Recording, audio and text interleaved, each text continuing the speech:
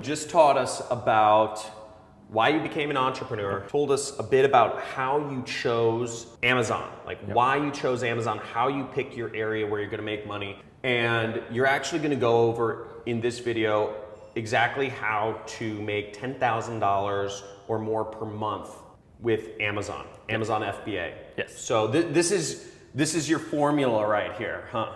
For product research it is, Okay. which is the most important aspect of Okay, it. and just to refresh people who didn't watch the previous video, if you didn't watch the previous video, go back and watch that before you get here. But basically, the way Amazon FBA works is you choose a product that you like and that you believe is gonna sell well, and then you get it from China, and then you send it to Amazon, and Amazon sells it for you, they ship it for you, and then they pay you the money. The big trick is how to pick products that are going to make you money. And $10,000 a month is, I think, a good barometer for any good life.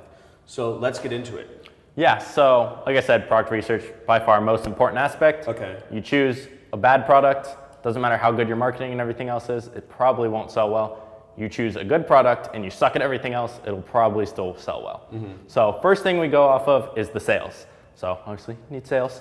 So I look for normally 200 plus in sales. Now it can vary on different categories. Sometimes I'll look for higher, but this is the minimum average I want to see. So normally I use a tool called Jungle Scout. It's a little Chrome extension. You click on a certain keyword and it'll pull all the data for the top listings for that keyword. Okay. So I then look at the top products on all those. I'll normally look at the top 10 or top 12, and I want to see at least the majority, probably I say 7 out of 12, meet this criteria of 200 plus in sales. So the 7 out of 12 of the top products in that category. So let's say I'm searching up camping hammocks for that keyword, because Amazon's all about ranking for different keywords. My whole goal is to see where I think I can rank myself for that keyword. Okay. So I want to make sure that keyword is getting sales for those products. Okay. So when I search that keyword, I want the majority of people to have sales that I think I can get. So if they all have 100, I'm probably not going to be able to come in and get 200, because that's not what the market can hold. But if they all have 500, I might be able to get that. So over 200, we're good. Cool. So that's the demand aspect of it. Now reviews on Amazon are kind of how you gauge competition. Not 100%, but normally if you see someone with 1,000 reviews versus someone with 10, you're going to buy the one with 1,000 reviews. It's just feels more professional, more real to the person. A lot of people feel like there's fake reviews on Amazon, so that's why you do want to have a good amount of reviews, which is a whole different launching strategy, which we might go over later. But I go off of under 75 reviews because I want to see how many I think I can get. And now a lot of people think, what if I can just get 200 reviews? Can I rank that high? No, it doesn't work exactly like that. But if I see, again, the majority, so 7 of the first 12 listings being under 75 reviews, then I say, okay, that's not too competitive. I can probably go after that product. Now, a small little piece on this is you don't want products that are exactly all the same. So let's say everyone's selling a pen and it's the same pen every time because everyone sources it from Alibaba and gets the same thing. There's no differentiation. So you want to make sure you differentiate yourself. Third point is you want the price to be between $15 and $50. Reason for the 15 is you're just too low of profit if you're not in that range. You won't be making more than $5 a sale because Amazon takes 15% of the sale price, and then their fulfillment fee, which our whole goal is small and light products because that's what the fulfillment fee is based off of. So normally it's $3 to $4 a unit. So they're taking 15%, they're taking that, you're looking at $6 in fees right there, plus your product cost and shipping from China, which maybe it will say is $4. You're already looking at $10 in cost, so 5 profit. Reason for 50, anything over 50, people really have to think about purchasing. They might have to consult their spouse and whatnot. Anything in between this range is kind of a one-click buy, super easy. So that's the reason for that. And then the last one is brand equilibrium. So we want to see that it's not all dominated by one brand, that product. Like let's say someone used the example of like face masks. You don't want one brand to sell all the same ones, and you don't want to see huge brands like Under Armour and Nike, and you don't want to compete if they have a lot of listings in the top 12.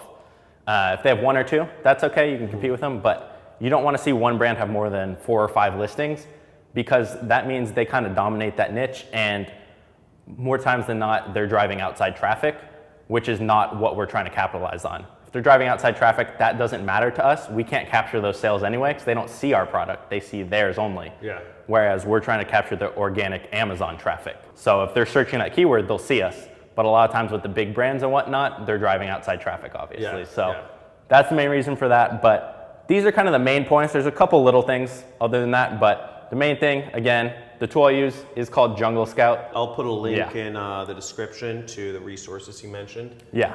So that's the Chrome extension they have. They have another tool, which kind of helps you initially find products. But the Chrome extension pulls all the sales data. So we want 7 out of top 12 to meet 200 plus sales, to be under 75 reviews. We want the whole market for that product to be $15 to $50. And we don't want to see more than this one brand or big brands a couple times in the top 12. Okay. So first of all, awesome. One question is, I mean, you broke it down pretty simply right here. If it's this easy, why isn't everybody doing this? Or is there more to it than just this? There's more to it. But one of the things is there's not hundreds of products out there that meet this criteria. At one point, they go in and out. It's kind of being first to the market with a product, and it'll meet these numbers when it's kind of growing. Example, fidget spinners. I got in on those very, very early. Are you serious? Sold them, and then they died. I don't like going for fads, but that's an example of one. Got super competitive, so when I started, it wasn't. If you look now, thousands of reviews, you can't even rank. So it just takes time to find products. It's not as easy as like, oh, I'm gonna go search for an hour or two to find a product. It can take a couple hours, it can take a couple days, couple weeks.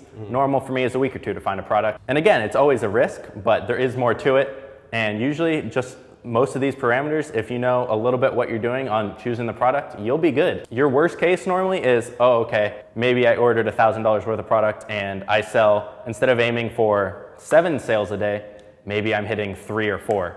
Okay, so you're still making $20, $30 a day. So now your worst case is you're profiting 1,000 and you just don't reorder that product. So worst case is your money's tied up for 3 or 4 months if you're selling really slow. Because our initial orders are normally 200 to 500 units. So that's kind of usually your worst case. Now, can you lose money? Yes. If you do advertising and other things and you're not doing it well, you can. Will you? Probably not. That's awesome. You work with some students, don't you? You have like a training program, and yeah, you help people out. And what do you help people out with? Because I mean, it seems like it's all laid out here, but what extra stuff do you help people out I have a private Facebook group where I'll help everyone who's in my course, and they'll kind of help each other because there's people from who are brand new, who are in the middle, who are making 30+ thousand a month now. And we'll just all help each other out in there. The main thing is I'll review products they have. So like I said, the little Chrome extension, it's like an Excel sheet of data. They'll screenshot that and I'll analyze it for them and tell them, oh, that product's pretty good or too competitive or not enough sales or brand dominated. So it's when it gets close on these and they want me to review them, I will in that group. So that's badass. The most important aspect. We should actually talk about mentors soon. We should do something on mentors, but one thing I talk to my audience a lot about is just how you are the 5 people you surround yourself with. And if you surround yourself with only people who are employees, only people who are skeptical, only people who get paid an hourly wage or a monthly salary, it's not gonna be much help for you. You're not gonna get out of that because you're gonna be continually dragged back into that zone, especially if you're not connecting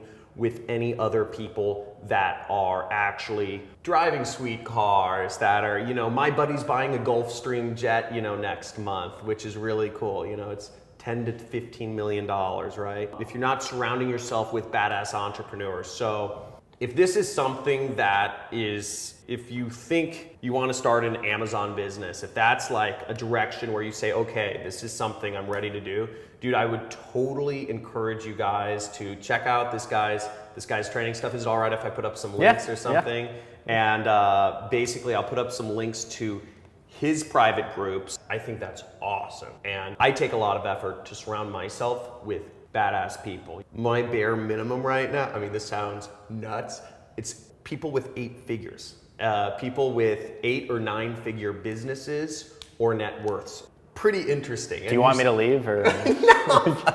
No. I still hang with all my crew, but you know what I'm saying. Yeah. Like, it's about For me, it's, you know, leveling up. Awesome stuff, dude. Thank you so much for sharing this. Guys, make sure you leave comments. If you have any questions, put them in the comments right now. Let us know. I'll pull this guy's leg to answer some of them for you guys. Yeah, that's what I'm known for, is quick responses and answering everything. So okay, awesome. I'll be in the comments, don't worry. Awesome. So I'm gonna make sure this guy's in the comments. Give big thumbs up for this. This is freaking simple. I love it. It's easy. There's no reason for you guys not to be crushing it. Get out. If you guys are on a train to nowhere, if you guys are tired of watching your friends become successful around you, watching people have families or be happy or buy sweet cars or buy houses, and you're like, what am I doing? Guys, you have freaking right here, or, you know, my program, it's all out there. You guys just have to do something. So, dude, thanks again. Dude, awesome stuff. And let's do I'll put up a bonus video about mentors. I don't know if you've had any mentors, but we'll go over some of those influences and some of that stuff. So thanks for watching, guys. Subscribe, probably subscribe to my channel, subscribe to this guy's channel, and I will see you guys in the next video, guys. Stay tuned for the bonus video on mentors.